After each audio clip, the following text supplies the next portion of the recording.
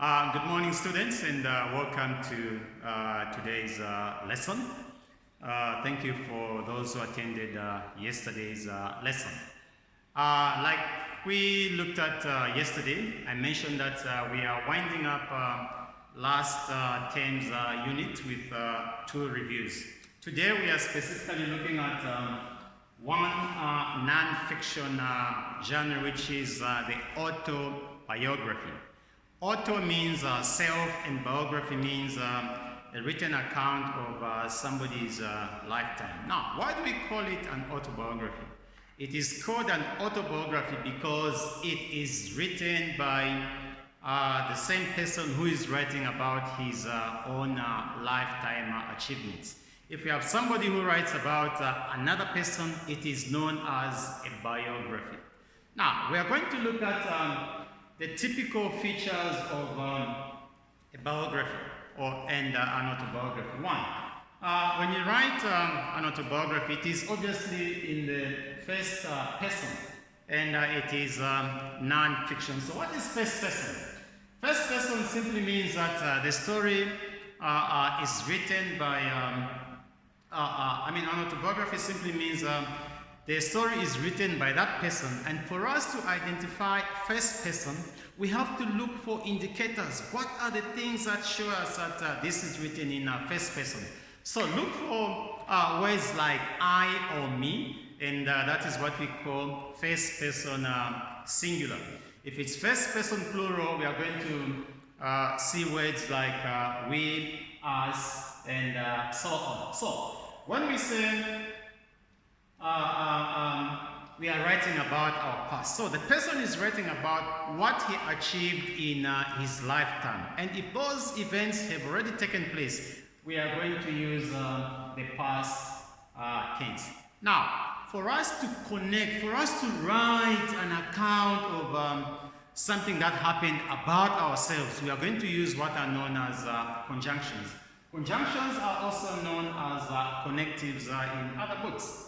We have words like because, yet, therefore, meanwhile, later, on the other hand, similarly, until then, eventually, and so on. So this is a long list of conjunctions that we use to connect. To conjunct is to connect. So we are going to connect words and sentences when we write about ourselves.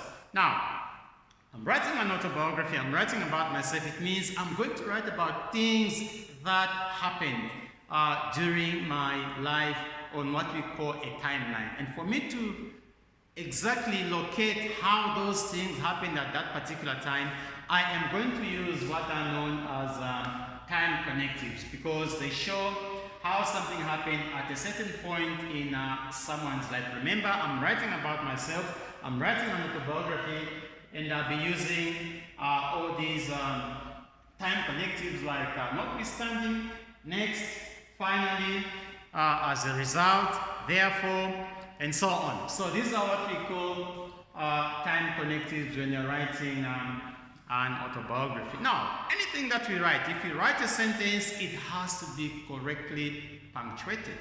And we have a lot of punctuation marks.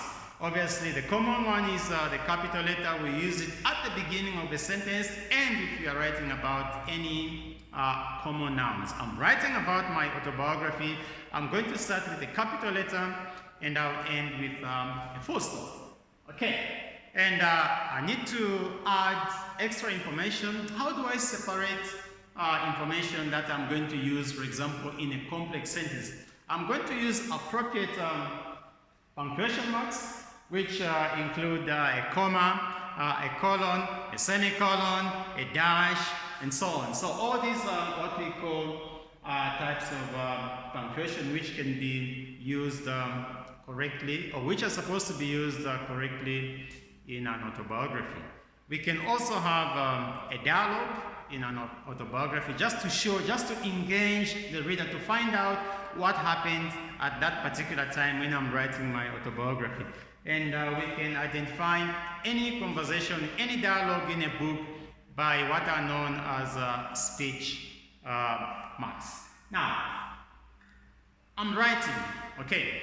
Every time that we write, we use sentences. Now, when I'm writing about my autobiography, I am going to use a variety of sentence types.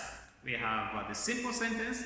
I was born in Lusaka in 1971. And we can also have a complex sentence and a compound sentence. So depending on what I want to write about, if I want to add more detail to my autobiography, I am going to use a complex or a compound sentence. I'm writing about myself. I also want to write about how I felt at that particular time. So I'm going to use emotive language. So when you read an autobiography, you are going to find cases where there is emotive language that has been used. And how do we identify emotive language? We always have our exclamation mark, which shows emotion. For example, here I will say, wow, I was the best student when I graduated.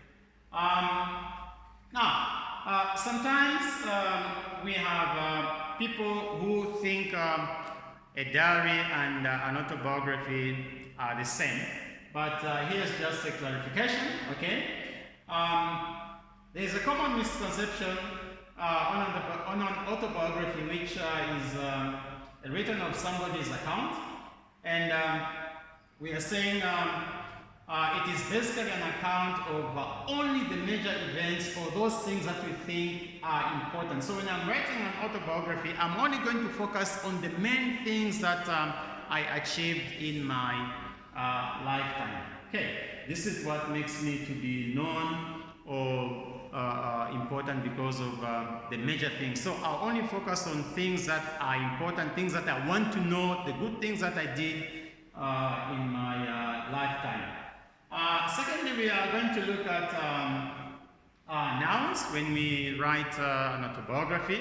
When I'm writing my autobiography, I'm going to use nouns. We have a variety of nouns. We have proper nouns, which are written with a capital letter. We have common nouns. We also have what are known as abstract nouns, okay, which you cannot see or feel, but they exist. For example, I would say, my love for reading made me an important teacher or a very distinguished teacher. So love is an example of an abstract noun. And I'm writing about myself, I'm writing my autobiography. So although it is formal, you also have instances where I use informal language just to make it catching and easy, or just to add a little bit of interest in my autobiography. Let's look at the form and structure. Okay, it can be written in any form, and we can also have an oral autobiography, which is somebody's just speaking or talking about his lifetime. I've also just highlighted here about a diary. We are saying a diary is often mistaken for an autobiography, but we can see the difference between a diary and an autobiography. A diary simply covers what you achieved or what you want to write about or what I'm writing about in a particular day. Okay, what happened today? It is a very short account, but when I'm writing my autobiography, it is long because it covers over a long period of time, 10, 15 years, depending on how long I lived. Now, for me to make my autobiography easy, okay, you want to follow the events, you want to see where you can find that specific information, I'm going to have my heading. I can also include what are known as subheadings.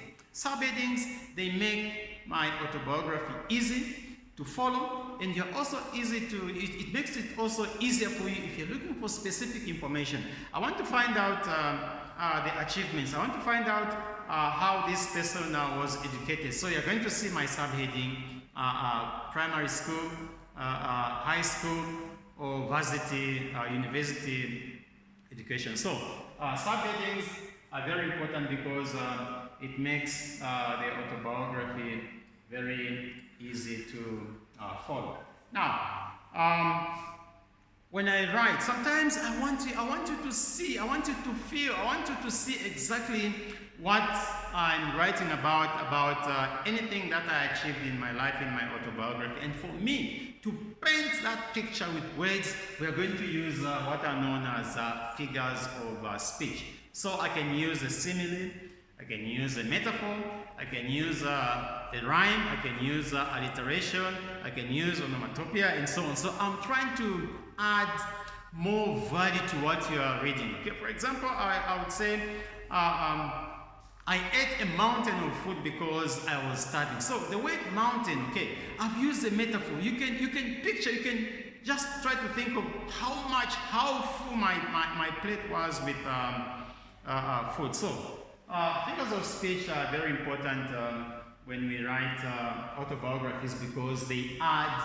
value to, they add more value to what people are reading about when they read your autobiography. Now, I want you to understand, I want you to follow exactly how things happened in my life. And I'm going to arrange them chronologically. So when we say an autobiography or a biography is written in chronological order, we are simply saying they are written according to how they happened. My early life, primary school, secondary school, until when I became maybe a professor and so on. So when you read my autobiography, you are able to follow how I achieved all those major events in my life. Now, that brings us to the end of today's slide. When you do question 2, when you write the autobiography, please, I would like you to refer to my slide to just make you understand, make you really see how we write an autobiography. What are the language features that we use, sentence types, punctuation, and all that kind of stuff. So thank you very much, and I hope you enjoyed my video. We'll see you in the next lesson. Bye-bye. Thank you.